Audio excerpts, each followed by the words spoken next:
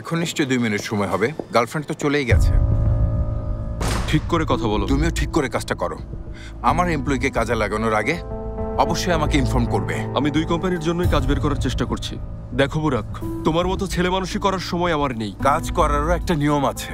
অন্তত আমাকে জানানো উচিত ছিল। আমার এমপ্লয়িদের কাজ আছে কিনা জিজ্ঞেস করে না তোমার দায়িত্ব। কথা শেষ হলে তুমি যেতে পারো বুরাক।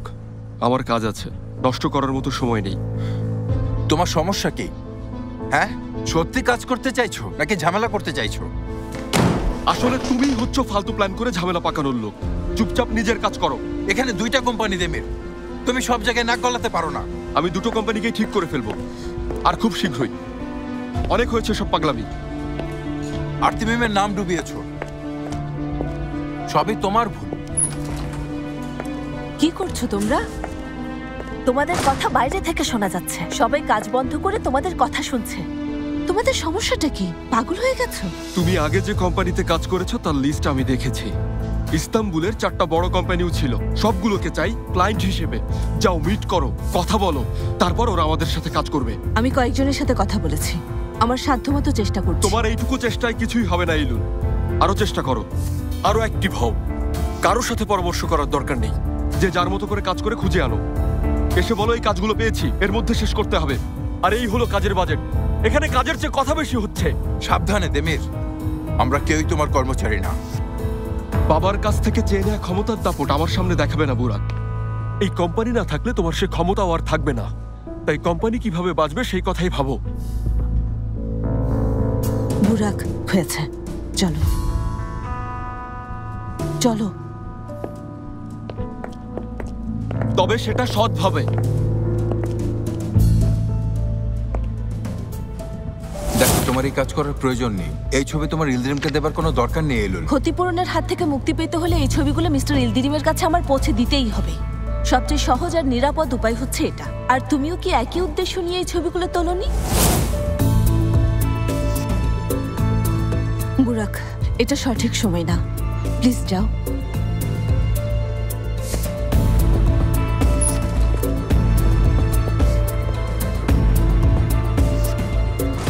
দেমির, তুমিও কি একটু শান্ত হওয়ার চেষ্টা করবে প্লিজ? মিস্টার ইলদিরিমকে কি বলেছো যে বিষয়টা এত দূর গড়িয়েছে? আমরা শুধু ক্ষতিপূরণ থেকে বাঁচার জন্য। ওই বুরাকের সাথে জড়িয়ে কোনো ঝামেলায় পড়লে আমি তোমাকে সাপোর্ট করব না ইলুল। না, তেমন কিছুই না। যাওয়ার সময় দরজা বন্ধ করে দিও।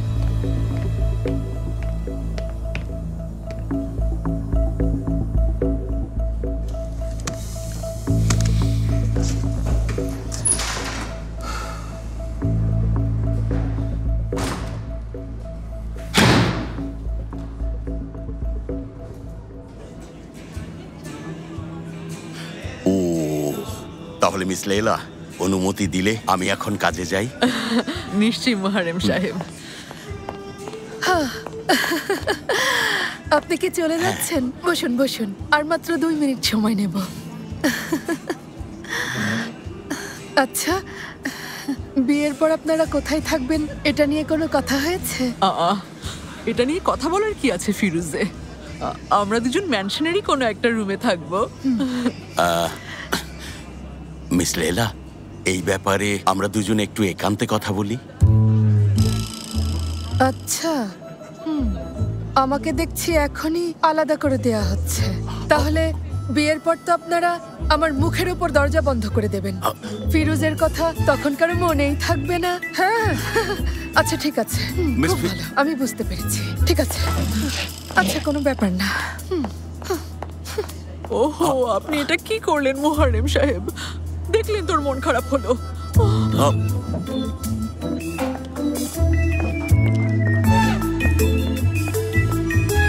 আচ্ছা, আমি কি এমন বললাম? শুধু কথা বলতে চেয়েছি।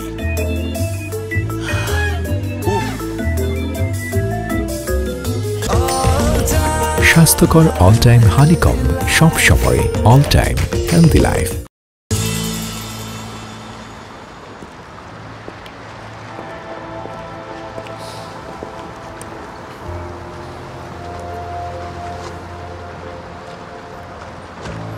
কি ব্যাপার, তুমি ঠিক আছো? না, নেই। এটাই হওয়ার কথা ছিল। এবার বুঝবে দেমির আর এলুলের সাথে বন্ধুত্ব করা তোমার একদমই উচিত হয়নি। কিসের বন্ধুত্ব ফেরু? হ্যাঁ জানি, ওরা দুজনেই কৌশলী। তুমি কি বুঝতে পারছো না? দেখেই তো বোঝা যায় ওরা মুদ্রার এপিট ওপিট। মানুষকে ব্যবহার করে ছুঁড়ে ফেলে দেওয়াই ওদের কাজ। আমরাও তো অনেক কিছুই করেছি, তাই বলে এত নিচে নামতে পারিনি। সাবাস। ফেরু, এখন একটু চুপ করবে? আমি তোমার বাঁকা কথা শুনতে আসিনি। লোকগুলোর সাথে কথা বলেছো কিনা সেটা বলো। কথা বলেছি, ও কথাটা সব জায়গায় ছড়িয়ে দেবে। খুব ভালো। যদিও আমরা দেমিরের নামে গুজব ছড়াতে চাচ্ছি, কিন্তু এসব করে আমরা নিজের পায়ে নিজেরাই কুড়াল মারছি। শুধু কনস্ট্রাকশন সেকশনই না, এ গুজব ছড়িয়ে পড়লে আমরাও কোনো কাজ পাবো না। হ্যাঁ, কাজ পাবো না, কিন্তু বোর্ড যখন দেখবে এসব কার কারণে হয়েছে, সব দোষ দেমিরের ঘাড়ে গিয়ে পড়বে, বুঝেছো? তখন এসব গলাবাজে ওকে আর বাঁচাতে পারবে না ফেরু। যখন ও কোম্পানি ছেড়ে চলে যাবে, দেখবো কত চিৎকার করতে পারে। এটাই তোমার প্ল্যান? পুরনো বুরাক আবার ফিরে এসেছে। ও কি ওই এলুলের পেছনে পোষা বিড়ালের মতো ঘুরে বেড়াচ্ছিলে? এলুলকে জড়াবে না, বুঝতে পেরেছো? এলুলের নাম কোনোভাবেই যেন এসবের মধ্যে না আসে ফেরু। কে এই এলুল বুরাক? এসেই সবাইকে হাতের মুঠোয় করে নিয়েছে। ফেরু, উফ, ঠিক আছে, আর কিছু বলবো না।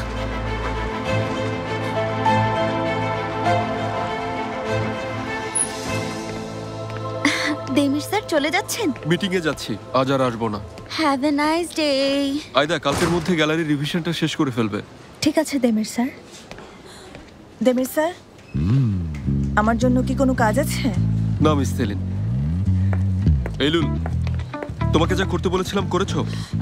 কাল দুটো মিটিং অ্যারেঞ্জ করেছি তোমার শিডিউল অনুযায়ী। ঠিক আছে, এটা নিয়ে আমরা পরে কথা বলবো। আমাকে এখন যেতে হবে, দেরি হয়ে যাচ্ছে।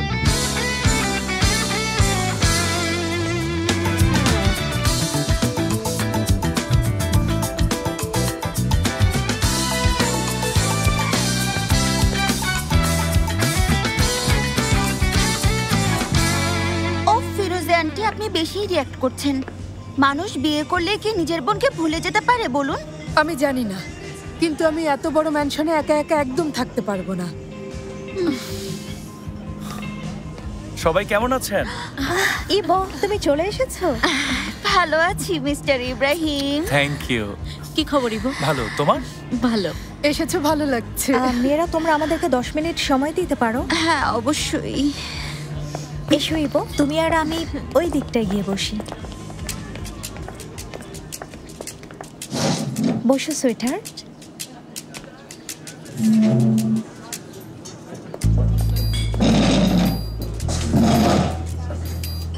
আমাকে মিস করছিলে নাকি অন্য কোনো সমস্যা? অবশ্যই তোমাকে মিস করছিলাম, তবে আমি তোমাকে একটা কথা জিজ্ঞেস করব। দেখো, দেমির স্যারকে আমরা দুজনেই চিনি, পছন্দও করি, কিন্তু সেলিনও তো আমাদের বন্ধু। দেখো, যখনই সেলিন আর দেমির স্যারের মধ্যে সমস্যা হয়, আমি সবসময় সেলিনকে বলেছি দেমির স্যার এটা করেননি, দেমির স্যার সেটা বোঝাতে চাননি, কিন্তু সত্যি বলতে ওনাকে এত ভালোভাবে আমি চিনিই না। আমার চেয়ে তুমি ভালো চেনো, তোমাদের মাঝে মাঝেই কথা হয়, দুজনের মধ্যে খুব ভালো বন্ধুত্ব হয়েছে। আচ্ছা, দেমির স্যার আসলে কি চাইছেন, কি ভাবছেন উনি? ওদের আবার ঝগড়া হয়েছে? আয়দা দেখো, আমি এসবে জড়াতে চাই না, প্লিজ জড়িও না। ইবো, জানি তুমি জড়াতে চাও না, অন্য সময় হলে তোমাকে আমি বলতামও না। এবারের বিষয়টা একদম আলাদা।